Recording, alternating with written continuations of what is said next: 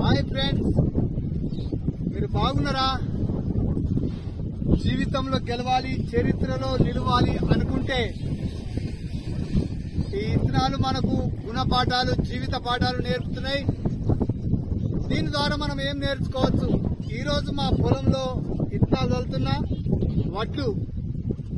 అయితే ప్రతి మోటివేషన్ అయినా, మంచి విషయమైనా మనసులో ఎక్కాలంటే, కరెక్ట్ గా మెదడుకు ఎక్కాలంటే, సక్సెస్వంతులు కావాలనుకుంటే, చరిత్రలో నిలవాలనుకుంటే, నేర్చుకునే మనసు ఉన్నప్పుడు భూమి ఎలాగైతే సాఫ్ చేసినామో, దున్నిపించినామో అలాగనే మన మనసు కూడా ప్రశాంతంగా విన్నప్పుడు మోటివేషన్ ఖచ్చితంగా సక్సెస్వంతులు అవుతాం.